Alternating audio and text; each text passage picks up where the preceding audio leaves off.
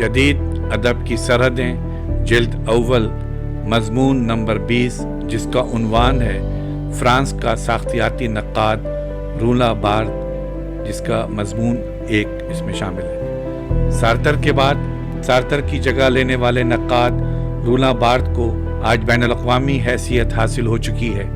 اس کا شمار پس ساختیاتی نقادوں کی صف اول میں ہوتا ہے۔ فرانس ہی میں نہیں، فرانس کے باہر بھی، مثلاً امریکہ میں ادب پر اس کے بہت گہرے اثرات ہوئے ہیں۔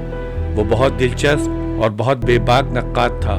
کلچر اور ادب کے بارے میں اس کے نظریات نے دنیا کو بہت متاثر کیا ہے۔ اس کا مزاج باغیانہ تھا، یہاں تک کہ زبان، ادب اور کلچر کے بارے میں خود اپنے خیالات کو بھی ترک کر دیتا تھا۔ بت شکنی اس کے مزاج کا حصہ تھی۔ وہ ادب کو معنی کا نہیں، معنی خیزی سگنیفیکیشن کا پیغام سمجھتا تھا۔ جدید عہد میں ادب کے بارے میں اس نے سب سے زیادہ بحثیں اٹھائی ہیں۔ وہ ساختیات کے بارے میں بھی نئے نئے نکتے پیدا کرنے میں جواب نہیں رکھتا۔ وہ خود بھی سوچتا ہے اور اپنے پڑھنے والوں کو بھی غور و فکر پر مجبور کر دیتا ہے۔ اس کے باوجود اس کی باتیں خوش اسلوبی اور بصیرت سے خالی نہیں ہوتی۔ رولاں بارتھ 1915 میں پیدا ہوا تھا۔ اس کا انتقال 65 سال کی عمر میں ایک حادثے میں ہوا۔ جس وقت اس کا انتقال ہوا وہ کالج ڈی فرانس میں پروفیسر تھا، جو فرانس میں انتہائی باعزت مقام سمجھا جاتا ہے۔ وہ ہمیشہ نئے تناظر میں دلچسپی لیتا تھا اور جن خیالات کا عادی ہو جاتا تھا انہیں ترک کر دیتا تھا۔ اس کے باوجود اس کے مداحوں کو ہمیشہ اس میں دلچسپی رہی۔ اس کی شخصیت کی دلکشی لوگوں کو اپنی طرف کھینچ لیتی تھی۔ اس نے مختلف موضوعات پر لکھا ہے، لیکن ہر موضوع پر نئے نئے خیالات کا اظہار کیا ہے۔ وہ سوانح نگاری کو جعلی کام سمجھتا تھا، چنانچہ اپنے ایک انٹرویو میں اس نے یہ کہا ہے کہ سوانح حیات ایک ایسا ناول ہوتا ہے جو اپنے نام کا اظہار نہیں کرتا۔ وہ کہتا ہے کہ میں اپنے بارے میں کسی امیج کو برداشت نہیں کر سکتا، اس لیے میں کچھ بھی کہلانا پسند نہیں کرتا۔ وہ بنیادی طور پر ساختیاتی مفکر تھا، لیکن کسی گروپ میں شامل ہونے یا توجہ کا مرکز بننے سے اسے شدید نفرت تھی۔ وہ ہر لیبل کو مسترد کر دیتا تھا۔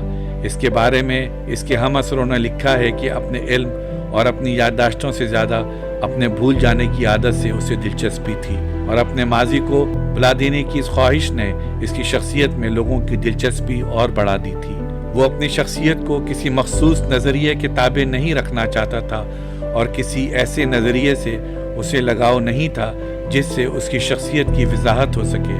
وہ بہت جلد ہر طرح کے نظام افکار سے بیزار ہو جاتا تھا، ہر قسم کی سیاست اور ہر قسم کے اصولوں سے تنگ آ جاتا تھا۔ اسے آواگار ادیبوں سے دلچسپی تھی، لیکن یہ دلچسپی آخر کار فرانسیسی ادب کی کلاسک میں دلچسپی میں بدل گئی۔ لیکن راسین اور بالزیک جیسے کلاسیکی مصنفوں پر اس نے بہترین تنقید لکھی ہے۔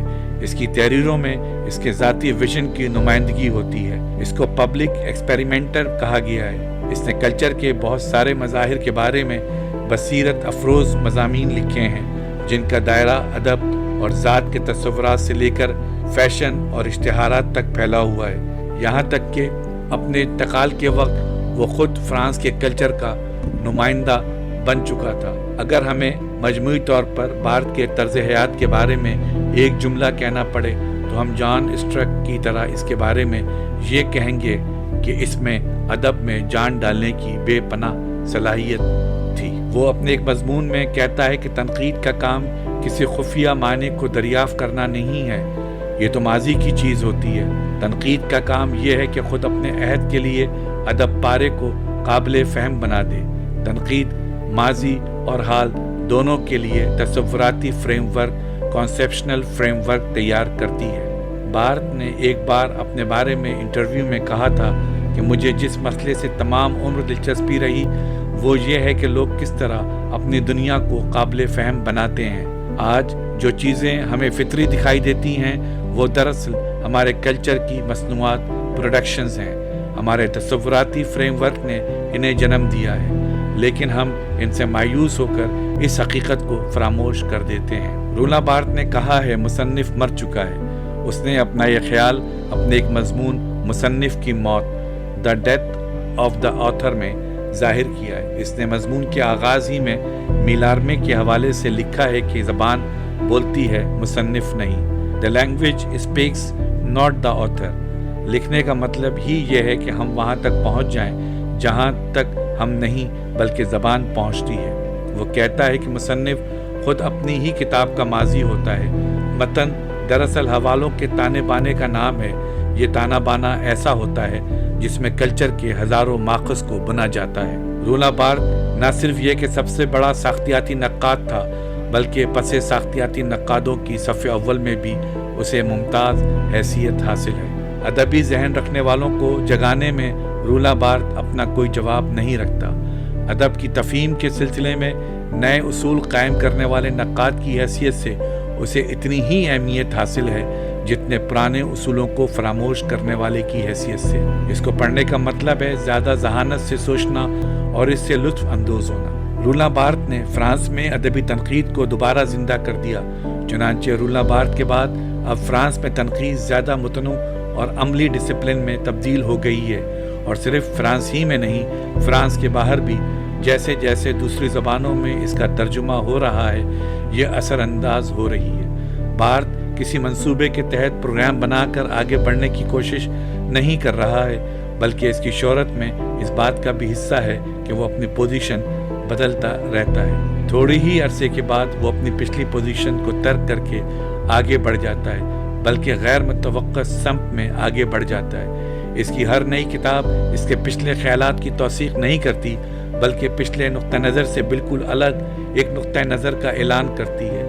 اس کے پچھلے نقطہ نظر سے ایک مماثلت تو جھلکتی ہے، ایک کنسسٹنسی تو ملتی ہے، لیکن نئے خیالات کی ندرت کے سامنے آدمی اس کنسسٹنسی کو بھول جاتا ہے۔ چنانچہ رولا بارتھ ذہن کو اپنے بنیادی نقطہ نظر سے ہٹاتا ضرور رہتا ہے، لیکن کنسسٹنسی بھی اپنی جگہ قائم رہتی ہے۔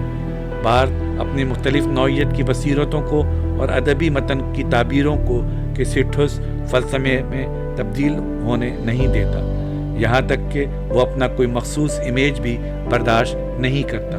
وہ اپنی سوانح حیات سے بھی ایک تیسرے شخص کی طرف سے پیش کرتا ہے۔ اس سوانح حیات کا نام ہے رولا بارتھ من جانب رولا بارتھ۔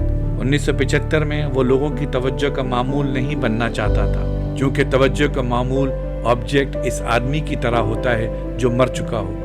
دوسری جنگ عظیم کے اختتام کے وقت اس کی عمر 30 سال کی تھی، لیکن وہ تپِ دق کا مریض تھا، اور 46 اور 47 کے دوران وہ سینیٹوریم میں تھا، اس لیے اس کا انٹلیکچوئل نشوونما بھی دیر سے ہوا۔ سارتر کی وجودیت کی اس پر گہرے اثرات ہوئے۔ چنانچہ جس فلسفے کے خلاف وجودیت ظہور میں آئی تھی، رولا بارتھ اس فلسفے یعنی لازمیت ایسنشلزم کے خلاف بہت شدید رویہ رکھتا تھا۔ لازمیت یعنی ایسنشلزم کا بنیادی فلسفہ یہ تھا کہ ہر فرد میں وہ بنیادی جوہر لازمی طور پر ہوتا ہے جو اس فرد کی تشکیل و تعمیر کرتا ہے، اور اس میں تبدیلی کبھی نہیں آتی۔ وجودیت ٹینشنلزم اس بنیادی جوہر سے انکار کرتی تھی۔ لازمیت ایسنشلزم یہ کہتی تھی کہ جیسے جیسے فرد کی نشوونما ہوتی ہے، یہ جوہر بھی لازمی طور پر آشکار ہونے لگتا ہے۔ لازمیت فرد کے لیے ایک جبر کا فلسفہ ہے۔ اس کے برعکس وجودیت یہ کہتی ہے کہ فرد پر کوئی اس قسم کی پابندی نہیں ہے، اس کا کوئی مخصوص جوہر پہلے سے متعین یا طے شدہ نہیں ہوتا۔ وجودیت کی روح سے فرد کو مکمل آزادی حاصل ہے کہ وہ جس طرح چاہے اپنی تشکیل کرے۔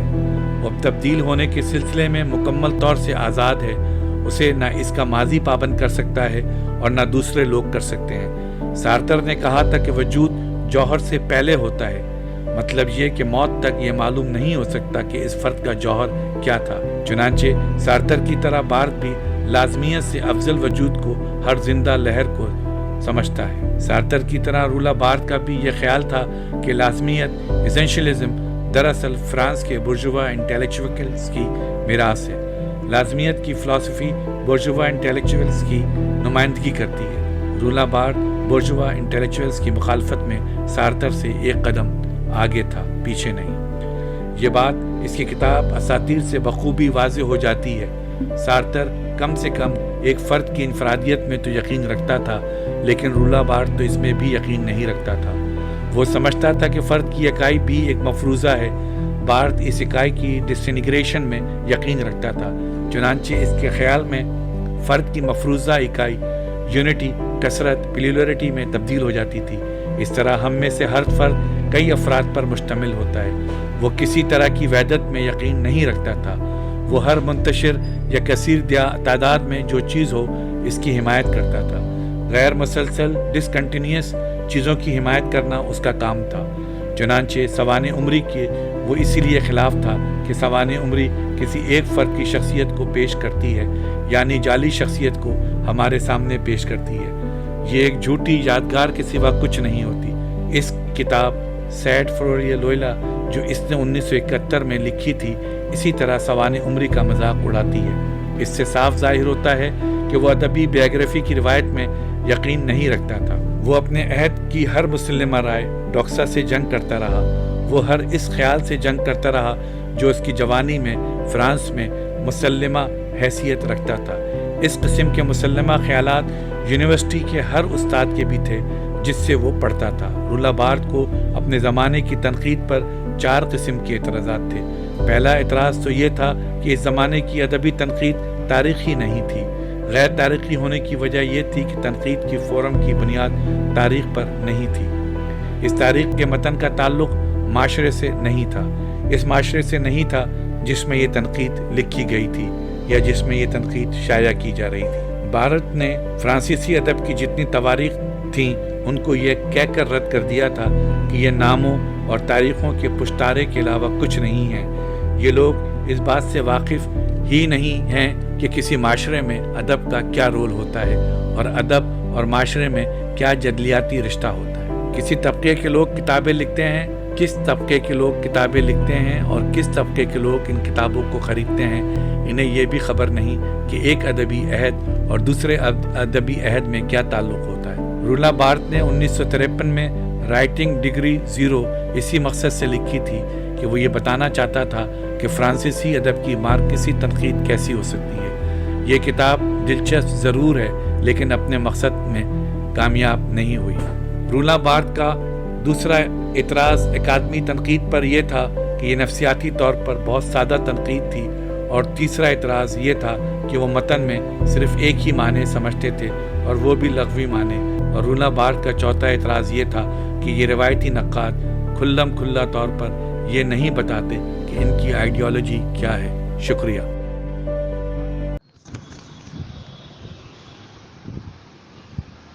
हमारे चैनल को सब्सक्राइब नहीं किया तो सब्सक्राइब करें और बेल आइकन को लाजमी दबाएं ताकि हमारी नई वीडियो आप तक पहुंच सके।